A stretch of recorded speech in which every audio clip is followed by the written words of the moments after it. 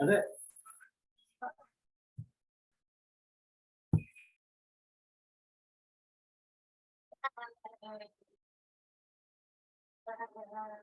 Bismillahirrahmanirrahim. Assalamualaikum warahmatullahi wabarakatuh. Salam sejahtera, selamat malam Bapak dan Ibu yang hadir di kesempatan malam hari ini. Ucapan salam hangat saya sampaikan dari pengurus TV Bina Usada untuk semua pada D1 gelombang ke-6 pertemuan pertama untuk materi hari ini yang hadir bersama-sama di ruang Zoom ini. Yang terhormat Ketua Umum LPK Bina Usada, yang terhormat Ketua Umum PPTI, yang terhormat Ketua Umum Pakti, Direktur PT Global Herbal Indonesia, Bapak TB Ado Sadroi, Sarjana Keperawatan. Yang terhormat Sekretaris Umum LPK Bina Usada, Ibu Titi Rianti SPD, APPH. Yang terhormat Sekretaris Umum Pakti, Ibu Sumiati Yasmireja PPH. Yang terhormat Sekretaris Umum PPTI, Ibu Mutia Purwanti. Yang saya banggakan, semua mahasiswa D1 gelombang ke-6 yang hadir di kesempatan malam hari ini.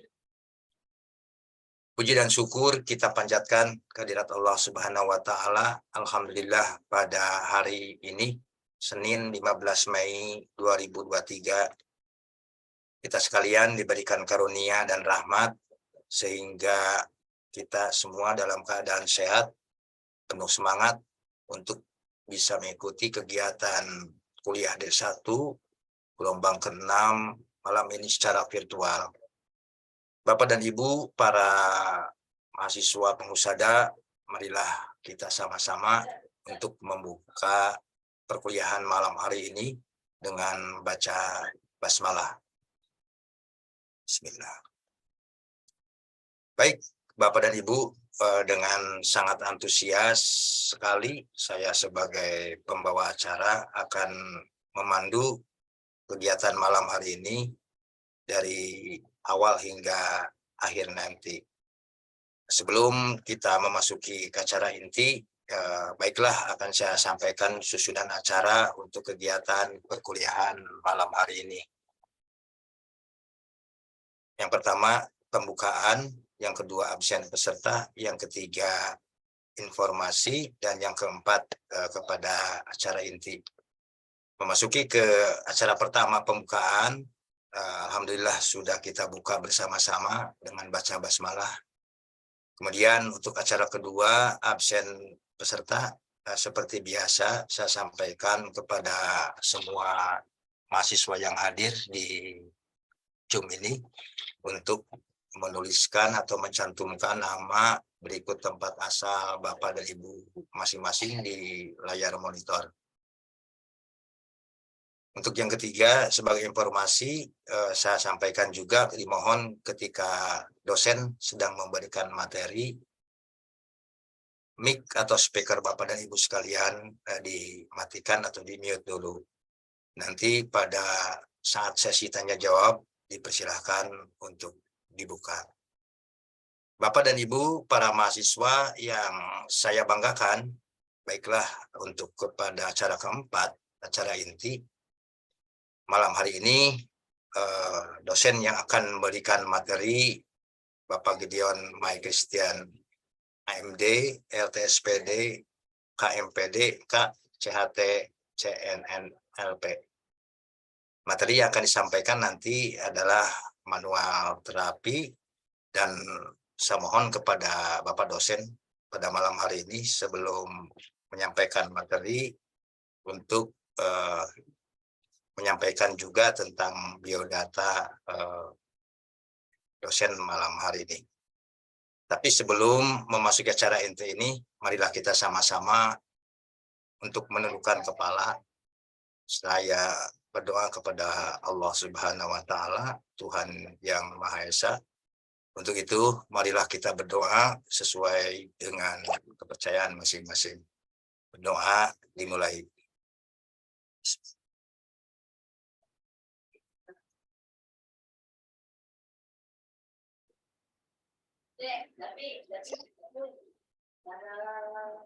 Doa selesai.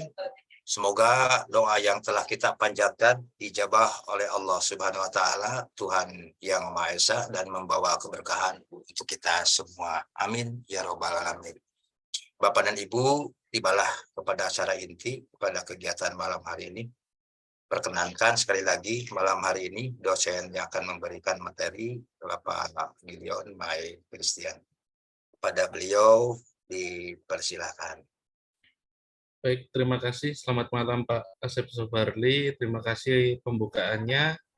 Suara saya terdengar jelas ya Pak ya? Jelas Pak.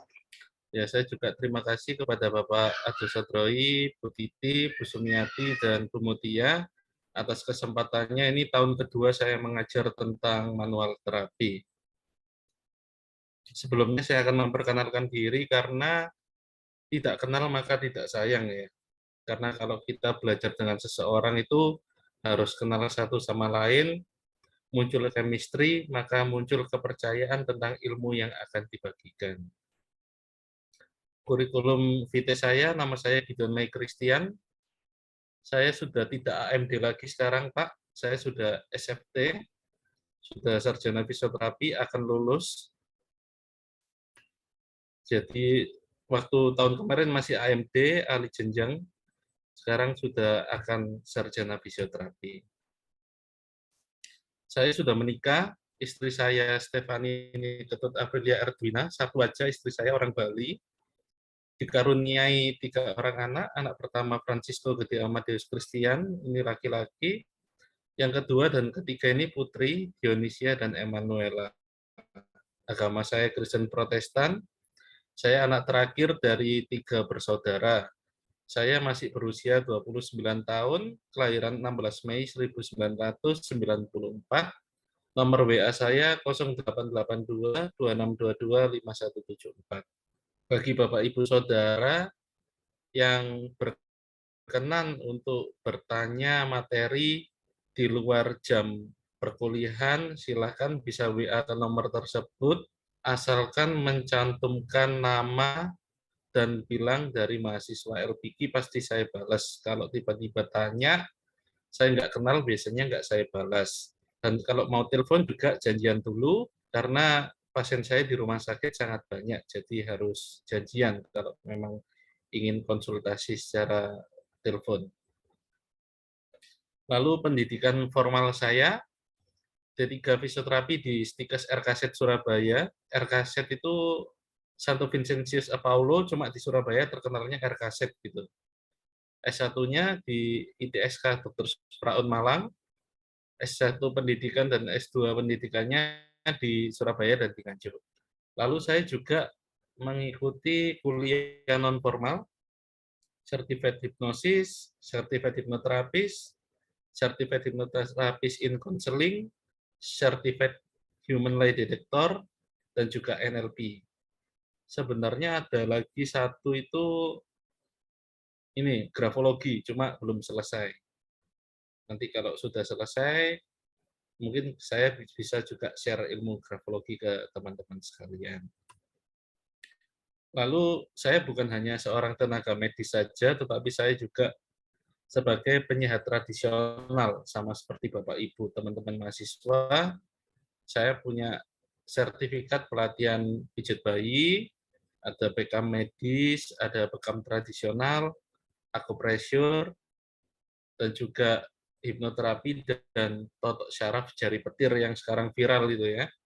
Jadi saya juga belajar sama, karena bagi saya belajar itu tidak mengenal waktu dan usia. Selama itu baik dan bermanfaat bagi diri kita dan orang lain, maka tidak ada yang mustahil. Untuk organisasi profesi, saya tergabung di 5 organisasi profesi. Yang pertama sebagai nakes di Ikatan Fisioterapi Indonesia cabang Surabaya. Yang kedua, saya ini spesialisnya di fisioterapi olahraga, sehingga tergabung di Perhimpunan Fisioterapi Olahraga Indonesia. Jadi fisioterapi itu luas, Bapak Ibu. Ada spesialis anak, kalau anak itu pediatri, kalau spesialis lansia itu geriatri, kalau spesialis penyakit saraf itu neurologi, lalu ada tumbuh kembang juga, ada kewanitaan juga. Jadi fisioterapi itu luas, sama seperti dokter. Ketika sudah S1 nanti ada pendidikan khusus namanya profesi. Nah, di situ nanti akan dikukuhkan gelar spesialisasinya. Untuk saat ini disebutnya peminatan karena saya masih belum ambil profesi. Kalau sudah profesi, baru nanti di belakang nama ada spesialisnya apa. Gitu. Lalu yang ketiga, karena saya tadi menjelaskan ikut Certified Neo NLP, saya juga tergabung di anggota Neo NLP Society. Untuk penyehat tradisional, saya tergabung di IBH, Indonesian Board of Hypnotherapy, dan juga MARSI, Majelis Ruqyah Syifa Rabbani. Pasti Bapak Ibu bertanya-tanya, Pak Gideon ini agamanya Kristen, tapi kok ikut di MARSI? Karena bagi saya itu sesuatu yang baik, sesuatu yang kita pelajari, kan di situ kan belajarnya Tibun Nabawi ya, itu juga baik bagi saya dan orang lain, maka saya pun bergabung di sana tanpa memandang ras, suku, agama, dan budaya. Seperti itu. Kalau di LPK kan ada Pakti ya dan PPTI ya, itu Bapak Ibu setelah lulus bisa bergabung dengan organisasi profesi tersebut untuk mendapatkan surat rekomendasi, lalu mengurus STPT dan bisa mendirikan Gria Sehat untuk masing-masing kliniknya supaya ada legalitas. Karena akhir-akhir ini banyak sekali teman-teman penyehat tradisional ataupun teman-teman dari tenaga medis fisioterapi juga yang terkendala di perizinan sehingga banyak dikasuskan di media sosial. Seperti itu. Jadi memang kita perlu hati-hati sekali. Ini adalah langkah awal yang baik bagi Bapak Ibu mengambil kuliah D1 di LPG karena ada legalitas formalnya, ada keilmuan yang jelas gitu.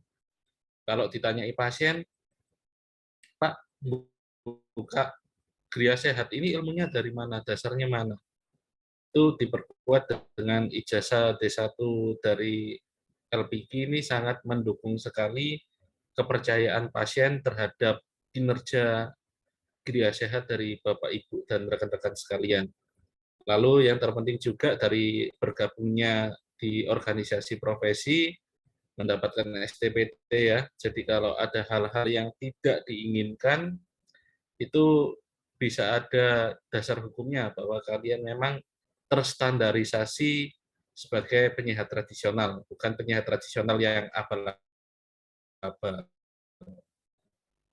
Sejauh ini suara saya masih jelas ya, kalau terputus-putus bisa langsung dikasih tahu ya. Ya.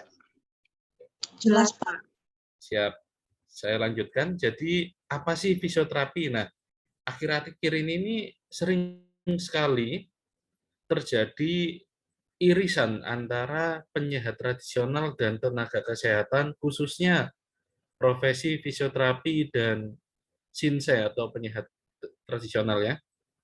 Karena kita sama-sama mempunyai pelayanan yang hampir mirip-mirip. Kalau di fisioterapi namanya dry needling, kalau di penyehat tradisional akupuntur. Kalau di fisioterapi ada yang namanya Swedish massage, kalau di penyehat tradisional acupressure. Lalu alat-alatnya kalau di fisioterapi ada namanya TENS yang setelah kita tusuk jarum, kita kasih seperti elektroterapi itu, kalau di fisioterapi namanya TENS, Transcutaneous Electrical Nerve Stimulation. Kalau di penyehat tradisional namanya elektroakupuntur. Ya, jadi memang sama-sama. Jadi kita di depan harus berani mengatakan bahwa kita ini penyehat tradisional. Saya bukan fisioterapi, Bu, tapi saya penyehat tradisional. Demikian tenaga fisioterapi pun juga harus berani ngomong, Saya tenaga kesehatan, Bu, saya bukan penyehat tradisional. Jadi tidak ada saling klaim, tidak ada irisan-irisan yang menimbulkan adanya pelaporan antara satu pihak terhadap pihak yang lain. Makanya di awal perkuliahan ini saya membuka wawasan Bapak Ibu tentang Peraturan Menteri Kesehatan tahun 65 tahun 2015 tentang apa sih profesi fisioterapi. Profesi fisioterapi adalah suatu bentuk pelayanan kesehatan yang ditujukan kepada individu atau kelompok. Pada garis besarnya untuk memulihkan gerak dan fungsi sepanjang rentang kehidupannya dengan menggunakan penanganan secara manual dengan tangan. Jadi bisa dengan masas, bisa dengan tusuk jarum, nah itu secara manual. Peningkatan gerak juga bisa dilakukan dengan fisik dan elektroterapis dan mekanis. Nah, fisioterapi itu siapa? Orang yang telah lulus pendidikan formal sesuai dengan perundang-undangan. Jadi kalau fisioterapi itu grade-nya yang paling rendah itu D3, S1, lalu S1 profesi, S2, dan S3, lalu profesor. Nah, itu kalau fisioterapi minimal D3. Jadi kalau Bapak Ibu masih D1 kesehatan tradisional, jangan pernah mengklaim karena teman-teman dari fisioterapi kalau tersinggung mereka bisa melaporkan dengan pasal ini, PMK 65 tahun 2015. Apakah penyehat tradisional juga sah dan legal di Indonesia? Sah. Ada di Peraturan Menteri Kesehatan nomor 61 tahun 2016. Nah, ini kalau Bapak Ibu buka praktek, dikatakan orang, wah, opo penyehat tradisional atau sinse itu tidak legal, atau kliniknya abal-abal. Bapak Ibu tidak perlu takut, selama Bapak Ibu tergabung dengan organisasi profesi, punya STPT, nah Bapak Ibu sudah menjadi yang namanya penyehat tradisional. Kita lihat pengertiannya.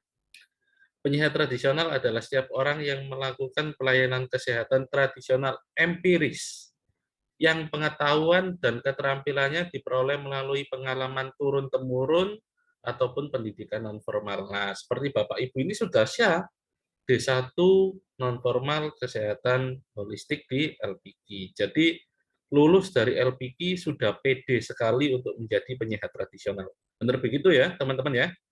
Jadi nggak perlu insecure lagi bahwa kalian itu memang sah di mata Menteri Kesehatan sampai dibuatkan PMK 61 nomor 2016 untuk mendukung legalitas kalian dan saya sebagai penyehat tradisional. Nah, perbedaannya antara fisioterapi dan penyehat tradisional itu banyak sekali. Kalau fisioterapi legalitasnya namanya STR dan SIPF.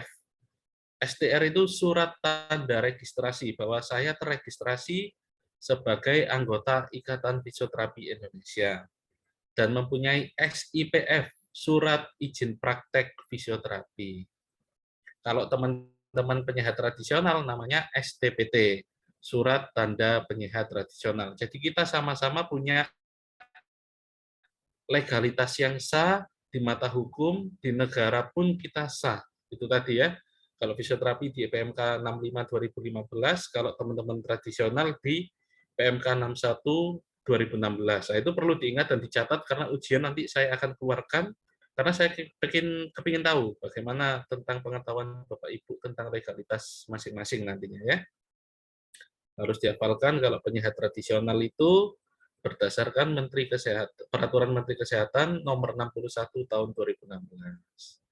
Kalau fisioterapi pendidikannya formal, kuliah ya. Kuliah, kalau penyehat tradisional bisa non formal, kuliah seperti ini ataupun turun temurun. Nah, itu yang membedakan. Kalau penyehat tradisional kadang-kadang turun temurun, bapaknya tukang pijat, biasanya anaknya jadi tukang pijat karena diajarin bapaknya. Tapi sekarang dari dinas kota di Surabaya terutama itu sudah membuka sertifikasi ini. Jadi yang turun-temurun disertifikasikan supaya nanti setara dengan yang kuliah D1 seperti ini. Kalau fisioterapi lingkup kerjanya di rumah sakit atau klinik. Kalau penyehat tradisional di Gria Sehat atau rumah sehat atau panti sehat gitu ya. Lalu evidence base atau penjuru dari keilmuannya, kalau fisioterapi itu ilmu kedokteran barat. Kalau penyehat tradisional, ilmu kedokteran timur. Bisa tibu nabawi, bisa tradisional Chinese medicine. Lalu untuk alat-alat yang digunakan, kalau fisioterapi itu elektroterapi. Ada yang namanya infrared, shockwave diathermi, microwave diathermi, ada traksi elektro, ada static vesicle, itu kalau alat-alatnya kedokteran. Fisioterapi. Kita juga itu pakai tangan kayak tadi, manual terapi yang akan saya ajarkan nantinya. Kalau dari penyehat tradisional kan alat-alatnya tradisional ya, seperti bekam, pakai kaping, terus pakai jarum akupuntur, pakai tangan, pakai kayu yang untuk pijet atau kerokan itu. Jadi jangan pernah minder sebagai penyehat tradisional karena ini saya tunjukkan kesejajaran antara tenaga kesehatan dan kesehatan tradisional itu sebenarnya nggak beda jauh. Cuma perbedaannya ini aja kan, surat-suratnya, ranah kerjanya, keilmuannya, satunya kedokteran barat, satunya kedokteran timur. Lalu kalau dari fisioterapi termasuk kedokteran barat ya obatnya kita obat-obat farmasi klinis, obat-obat yang diresepkan oleh dokter seperti anti nyeri itu pakai paracetamol, pakai neurobion seperti itu. Kalau bengkak pakai kalium diklofenak, obat-obat yang diminumkan secara oral. Kalau dari Bapak Ibu teman-teman penyehat tradisional, ramuan herbal. Rasanya kalian dapat ya kuliah herbal nanti ya. Itu kan ada yang namanya bobok ya, nanti dari tahun apa dibobokkan, bikin jamu, sama kayak misalnya kalau diare, kalau penyehat tradisional ngasihnya ekstrak daun jambu dan markisa kalau nggak salah. Itu kalau dari farmasi klinis pakai obat-obatan omeprazol, lansoprazol, kurang lebihnya seperti itu.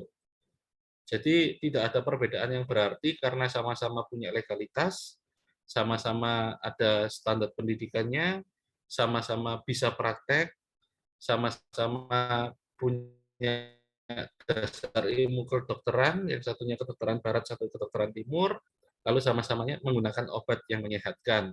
Seperti itu ya. Yang satunya farmasi, satunya herbal.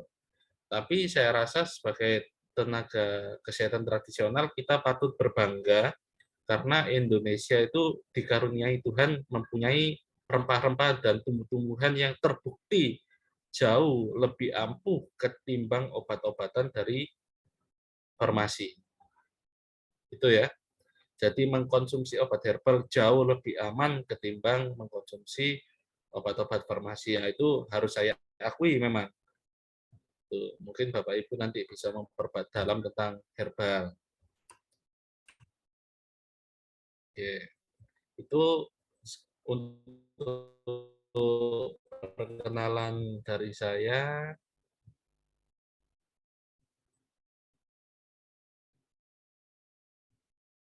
Untuk slide saya yang selanjutnya terlihat nggih? Alhamdulillah terlihat. Ya, untuk dari penjelasan saya mengenai kurikulum vitae ataupun standarisasi kesehatan masing-masing, ada yang ditanyakan mengenai peraturan Menteri Kesehatan, STPT dan lain-lain, Bapak Ibu, legalitasnya.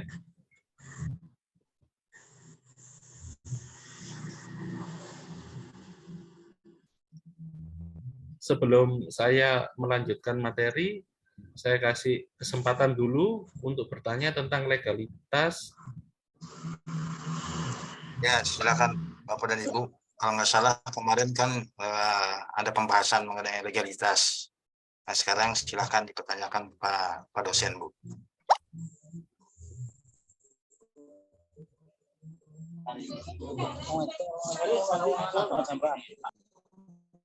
Saya boleh, Pak. Ya, silakan, silakan. Ya, di hari Jumat sempat ada pembahasan terkait dengan pendidikan akupuntur. Artinya yang mau saya tanyakan bagaimana peraturan terbaru terkait dengan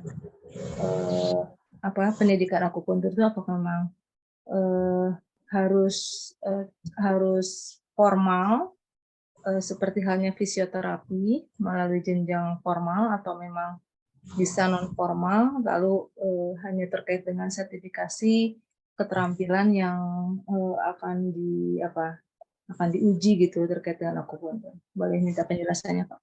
Terima kasih. Oke, siap. Terima kasih pertanyaannya, saya akan coba jawab. Kebetulan rekan saya juga dokter spesialis akupuntur. Saya juga punya teman fisioterapi, adiknya itu D3 akupunturis. Dan saya juga punya sahabat-sahabat ahli akupuntur yang dari penyehat tradisional. Jadi untuk akupuntur ini belum ada ketok palu yang jelas dari Menteri Kesehatan, PMK-nya belum muncul, jadi ini memang terbagi jadi dua ya, yang satunya pendidikan formal, yang satunya non formal. Namun bagi Bapak Ibu yang masih non formal, jangan berkecil hati selama Bapak Ibu punya STPT untuk kriya sehatnya, itu masih boleh melakukan. Sama seperti saya ini fisioterapi, tapi saya juga punya STPT, saya punya keahlian sertifikat bekam, dan juga akupuntur. Saya lakukan akupuntur, walaupun sebenarnya fisioterapi juga ada yang namanya training. Tapi ilmu akupuntur, tusuk jarum yang saya pakai itu kedokteran timurnya, menggunakan prinsip yin dan yang. Kalau fisioterapi itu menggunakan origo dan insersio. Jadi otot yang sakit misalnya di leher sampai ke pundak itu titiknya yang ditusuk kepala otot dan ekor ototnya. Tapi kalau akupuntur itu yang ditusukkan di itunya, di titik yin dan yang-nya ya. Jadi saya tetap pakai yang itu dan itu enggak masalah bagi teman saya. Saya sempat koordinasi dengan mereka, memang belum ada aturan yang jelas dan dokter spesialis akupuntur sendiri masih belum memperdebatkan tentang akupuntur ini. Memang ada satu dua pihak yang mulai harus formal gitu ya, biasa seperti itu. Cuma selama peraturan Menteri Kesehatan belum muncul untuk aturan yang jelas, maka Bapak Ibu masih bisa melakukan, termasuk saya juga. Seperti itu. Gimana, Bu? Ya, baik. Kalau terkait dengan sertifikasi keterampilan akupuntur ini, memang ada lembaga khusus, Pak Gideon, atau gimana? Ada yang khusus. Rasanya akupuntur itu juga punya ini ya, punya organ. Jadi dengan sertifikasi aja, selama mereka mengeluarkan STPT, biasanya kan organisasi gini, kalau penyehat tradisional itu kan STPT itu bisa dari mana aja. Contohnya saya tergabung dari IBH, ya kan, hipnoterapi. Saya juga tergabung di NLP Society, saya juga tergabung di Marsi yang penyehat tradisional. Nah, di Marsi ini saya ikutnya pijat toh. Pijat tradisional totok jari petir. STPT saya itu tentang totok jari petir. Jadi surat yang keluar itu pijat. Tapi di dalam prakteknya saya tetap melakukan satu rumpun penyehat tradisional yang lain seperti akupressure, akupuntur, bekam, dan lain-lain. Jadi sebenarnya kita sudah jelas kok sebagai penyehat tradisional tadi ya, memberikan pelayanan kesehatan secara empiris dan bisa dipertanggungjawabkan. Semisal kita ada pasien, nah, pasien itu masuk angin misalnya, butuh untuk diberikan cupping atau bekam kering. Nah, kalau kita bisa menjelaskan ke pasien tentang evidence base, ada dasar teori yang jelas, maka tidak akan pernah terjadi yang namanya malpraktek ataupun tuntutan daripada pasien tersebut. Kalau saya sendiri di tempat saya berpraktik, itu saya menyediakan form. Nah, karena saya dari rumah sakit, saya share ke teman-teman, barangkali ada perawat atau dokter ya di sini juga, saya nggak tahu. Cuma alangkah lebih baiknya itu ada form khusus sebelum dilakukan terapi, itu namanya informed consent, bahwa akan dilakukan tindakan bekam pada ibu ini dengan sakit ini di area ini. Setelah beliaunya paham, dijelaskan, dan tanda tangan, itu Bapak Ibu sudah menang secara hukum. Sah, apalagi kalau ada materai 10.000. Alangkah baiknya kita sediakan aja materai 10.000, ya kan, kita anggap itu administrasi. Kalau saya gitu, jadi saya pasien baru datang hanya konsultasi aja belum diapa-apain, itu sudah berbayar 50.000, termasuk untuk informed consent, tanda tangan materai tersebut. Nah, saat konsultasi itu juga biar pasien tidak merasa, oh saya bayar 50.000 kok disuruh tanda tangan aja, gitu misalnya ya. Sediakan aja kalau misalnya Bapak Ibu peracik jamu, ya kasih jamu 1 botol, air putih, ataupun herbal apa, koyo atau apa, nah yang sekira-kira harganya 40.000-an, kan kita juga tetap ambil untung ya dalam administrasi, bilang aja, Pak ini untuk administrasi, untuk data rekam medis Bapak, supaya tersimpan di tempat saya. Jadi kalau Bapak Ibu nggak punya laptop, alangkah baiknya sediakan semacam buku, itu ditulis namanya siapa, bikinkan aja nomor pasien, nomor rekam medis. Misalnya saya, Gideon May Christian, nomornya 0001, nanti pasien berikutnya 0002. Jadi datanya pasien itu dari hari ke hari itu kita bisa pertanggungjawabkan. Misalnya dia ini punya keluhan lehernya kok kaku banget gitu ya, dilakukan akupuntur, dilakukan bekam. Nah, itu kita harus kasih penilaian, misalnya A, B, dan C sebelum dilakukan tindakan. Rasanya gimana? Sakit sekali, sakit sedang, tidak sakit. Nah, misalnya dia nyentang, sakit sekali.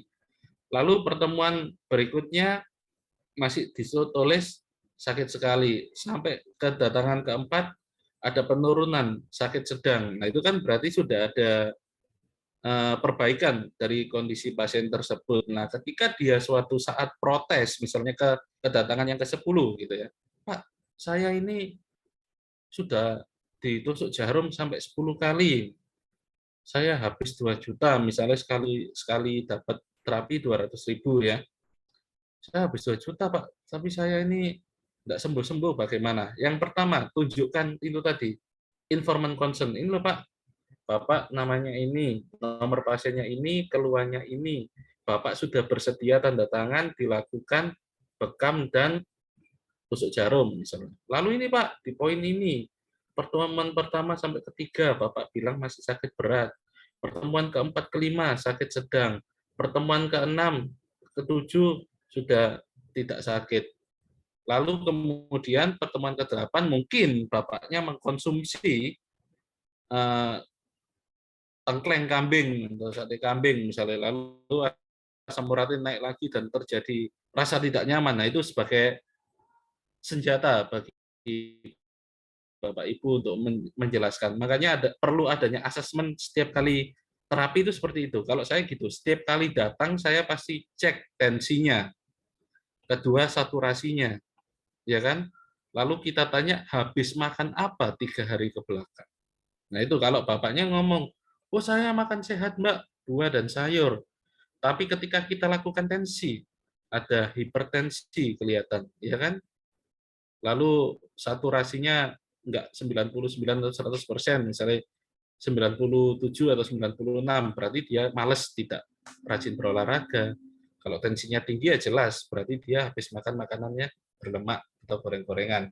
Alangkah lebih baiknya lagi kalau klinik Bapak Ibu sekalian, saya di angkatan yang sebelumnya juga mengharuskan kepada mereka untuk membeli alat tes gula darah, alat tes asam urat, alat tes biasanya 3 in 1 ya, 3 in 1, gula, asam urat, kolesterol. Itu sediain aja kan, Lancetnya itu kan murah tuh, cuma berapa ya? Pokoknya kalau 3 pemeriksaan itu 50.000 rasanya cukup. Nah itu setiap misalnya Bapak Ibu kalau kepingin ya, jelaskan dulu ke pasien di awal, Kalau memang ingin terapi sampai sembuh itu harus 10 kali, Bu. Minimal, katakan. Minimal harus 10 kali. Kalau Bapak Ibu cuma 2-3 kali lalu selesai, itu saya tidak ada pertanggungan jawabnya. Katakan itu di awal, nggak apa-apa. Karena terapi itu harus 10 kali, Bu. Nah, 10 kali ini 3 hari sekali Bapak Ibu harus datang ke klinik saya untuk rutin. Nah, setelah kedatangan ke 3 misalnya, tambahkan cas 50.000 untuk cek itu tadi. Asam urat, gula darah, kolesterol, tensi, ya saturasi dicek. Pertemuan ke-6, pertemuan ke-9 cek. Nah, kita kan tahu nanti nakalnya pasien itu seperti apa. Ya kan? Percuma dong kita lakukan fasdu, kita lakukan bekam, kita lakukan akupuntur, tapi kalau pasiennya sendiri tidak melakukan anjuran-anjuran yang sudah diberikan oleh penyehat tradisionalnya. Betul begitu, Bu ya? Iya, terima kasih untuk tips dan triksnya. Cuman tadi menggelitik juga pertanyaan yang pertama. Artinya kalau apa tadi STPT ya, untuk Iya, yang serumpun itu diperkenankan ya? Misalnya kalau Pak Gideon tadi kan mengambil untuk urusan, diperkenan. tapi digunakan untuk semua urusan penyihat tradisional, termasuk juga akupuntur. Begitu ya? Boleh? Iya, boleh. Selama serumpun dengan penyehat tradisional, jadi bekam, pijet, akupressor, akupuntur boleh, Herbal. herbal juga boleh. Tapi itu Bu, jangan lupa yang namanya informed consent atau surat Oke. persetujuan di awal. Iya, iya, yang Jadi konsumsi. nanti kita menangnya di situ ya, secara legalitas hukumnya. Mhm. Oke, seperti itu. Jangan lupa nanti ijazah D1 dari LPG juga di Bigora, dipajang di tempat prakteknya. Baik, Pak Gideon, terima kasih. Sama-sama Ibu.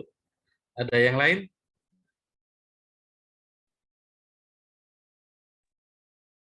Iya, Pak. Izin bertanya, Ya, silakan. kalau ini yang dari LPK ini tuh diakui nggak sih ijazahnya atau seperti kayak grup Gusmus terapi gitu? Soalnya saya kan ini kan baru-baru gabung juga nih, sempat tanya-tanya. Yang resmi itu ada sekolah akupuntur di Solo sama di Malang ya. Oke. Kan sudah jelas bahwa LPK ini D1 non formal kesehatan tradisional. Apakah diakui? Diakui. Mereka punya organisasi profesi yang bisa mengeluarkan yang namanya surat rekomendasi STPT. Namun jika Bapak atau Ibu sekalian ingin upgrade ilmunya ke D3 akupuntur, ya juga nggak apa-apa gitu loh. Tapi untuk D1 kesehatan tradisional ini saja sudah cukup. Yang penting itu STPT-nya. Kalaupun misalnya sekolah D3, tapi tidak tergabung dengan organisasi profesi, tidak punya STPT, ya kliniknya dikatakan klinik abal-abal. Ketika Bu Indriani ada pasien yang menyerang karena saya untuk tidak sembuh-sembuh, nah itu jadi urusan hukum yang panjang. Tetapi ketika Bu Indriani punya ijazah D1 LPG ini, lalu LPG memberikan tergabung dalam PAKTI kalau nggak salah ya, PAKTI atau PPTI, lalu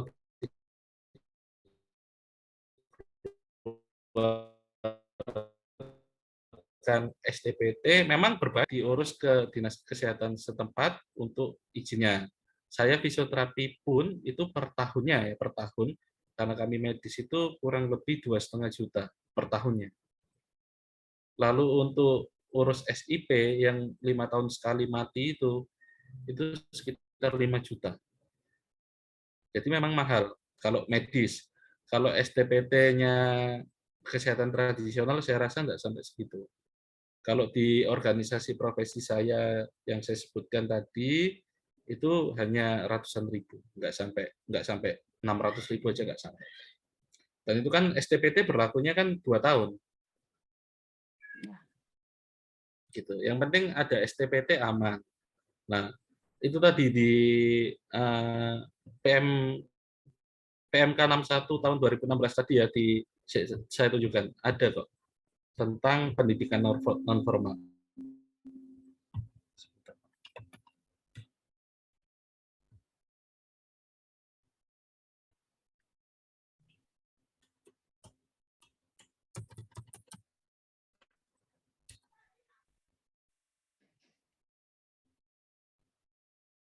Nah ini, yang ini ya, saya blok. Nah yang saya blok ini, keterampilannya diperoleh melalui pengalaman turun-temurun atau pendidikan non-formal. Jadi non-formal itu bisa dengan pelatihan, workshop, sertifikasi, ataupun perkuliahan seperti ini. Nah, kenapa saya merekomendasikan tetap untuk lulus sampai akhir di LPG? Karena di LPG ini sudah ada loncatannya, yaitu organisasi profesi, PAKTI atau PPTI, ya kan? Jadi setelah lulus tergabung dengan organisasi profesi, dikeluarkan surat rekomendasi, mengurus STPT, keluar izinnya, selesai. Kalau misalnya D3, nggak punya organisasi profesi, nggak ada yang merekomendasikan, susah. Jadi yang terpenting itu STPT-nya, legalitasnya itu.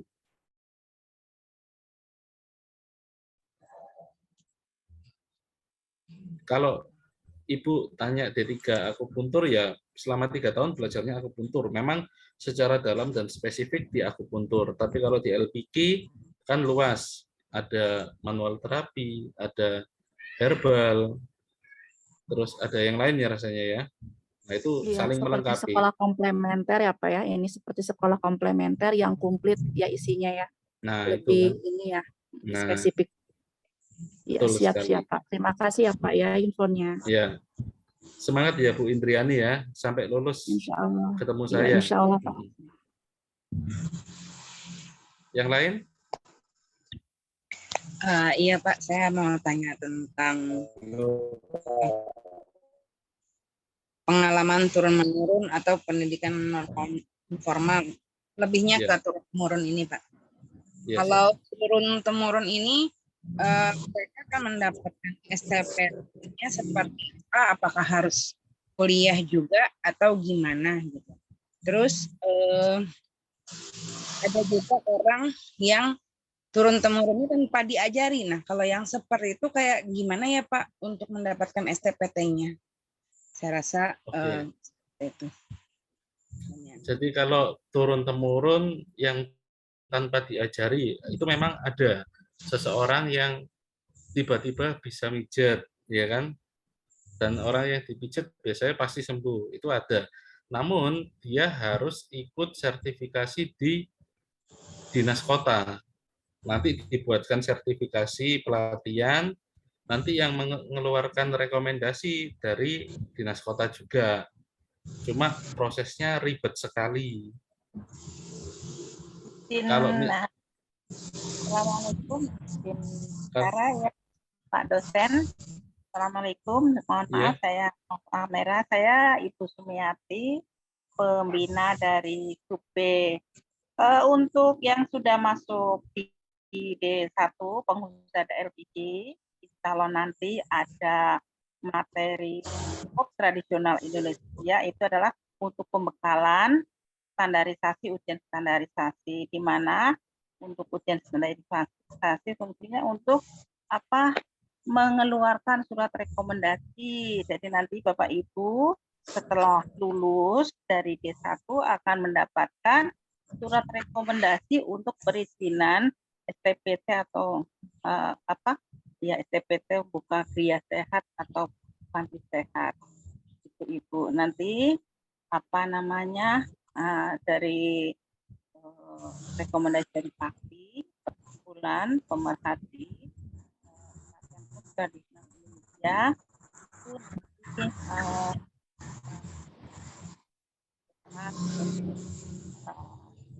surat pengantar ke dinas setempat itu di puskesmas ya Pak Bu. Setelah dari